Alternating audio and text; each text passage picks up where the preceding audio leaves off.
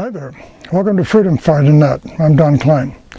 Don't you just hate it when a politician lures you into voting for him when he's on the campaign trail and then turns around and does exactly the opposite once he's elected office? And it's really worse, isn't it, when you have reservations about him in the first place? The only reason you did vote for him is because of what he said was his point of view about something that was important to you. You've probably heard about so-called Common Core, the new national teaching standards the feds are trying to ram down our throats, haven't you? I call it Communist Core. It's just another UN Agenda 21 claptrap designed to fit us all into a same box and make us all nice and docile worker bees with no principles and no personal standards. It's part of the takeover, the technocrat takeover, so the country can be run like a well-oiled machine in which production is a measure of success, not the liberty and innovation and entrepreneurship of the people. In 100 years after the founding, our nation became the most prosperous in the world, prosperous beyond precedent. This is according to the Times London newspaper. By all accounts, because we were paid money of intrinsic value, there was no inflation, and government had no authority to micromanage our economy beyond setting the value of the gold and silver coin. We didn't need a bunch of engineers in lab coats directing our every move from Washington, D.C. We did it ourselves, by our own lights, and we made us the most prosperous nation in the world. Common Core seeks to put us under the thumb of a bunch of bureaucrats 1,000 miles away that don't have a clue. I know of a major, very major, U.S. corporation right now that's being run that way. They have accounting departments in India and procurement in Milwaukee and document control in Podunk and manufacturing in Bangladesh and inventory control in Connecticut. And no one can do anything unless someone in 2 other locations signs off on it first. They're constantly running out of parts. They're constantly having to shut down the assembly lines. That's not how America became an economic powerhouse of liberty and know-how. So as you can imagine, I'm adamantly opposed to Communist Core. I voted for Diane Douglas for Arizona Superintendent of Instruction in the last election because she was and is opposed to Common Core.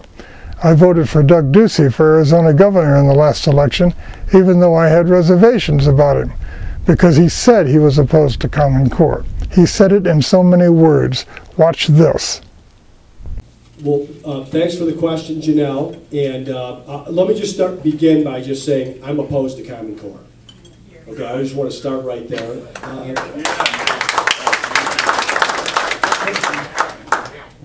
a plan, Anthony?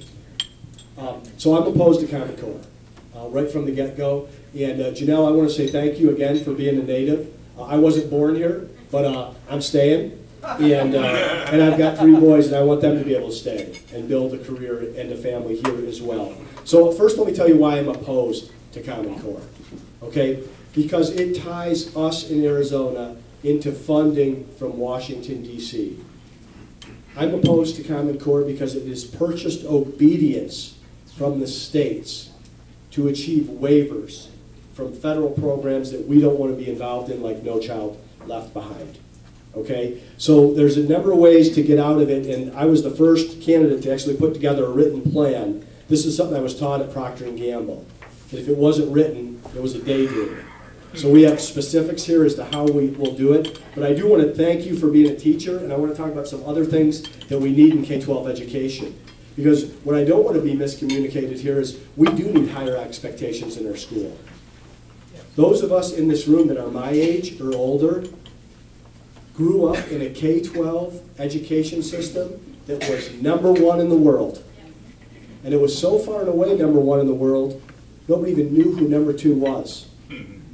Fast forward 40 years later, and America's not on anyone's top 10 list. I think this is unacceptable. And this is what the states do. The states take care of education. Another reason to reject Common Core, because it nationalizes this program. And George Will wrote a great article. Diane Douglas was elected superintendent of education, and when she fired 2 top staffers, not board members mind you, but staffers, because they weren't in favor of Common Core, they were pushing Common Core. The newly elected Governor Doug Ducey stuck his beak in the middle of it and told her she couldn't do that. There was quite a fuss about it in the press, and the outcome of it was that Diane Douglas caved in. I really wonder what went on behind the scenes in that tempest in a teapot, because all indications were that she was well within her powers as superintendent. And then, in an article published in our local paper, and I presume in every paper throughout the state, we find this, quote, Governor Doug Ducey has said he favored asking the State Department of Education to review the national standards and make sure they are tailored to the needs of Arizona students, rather than dropping all the standards and starting over on the brink of their implementation. What did he say again on July 31st, 2014, before the Pace in Arizona Tea Party? Let me just begin by just saying I'm opposed to Common Core. Okay. So what do you think? Is Arizona Doug Ducey just another lying politician? Or did a lot more than Arizona's education just get purchased by the feds? And who, I wonder, got paid? Keep your powder dry and be careful out there. See you next time.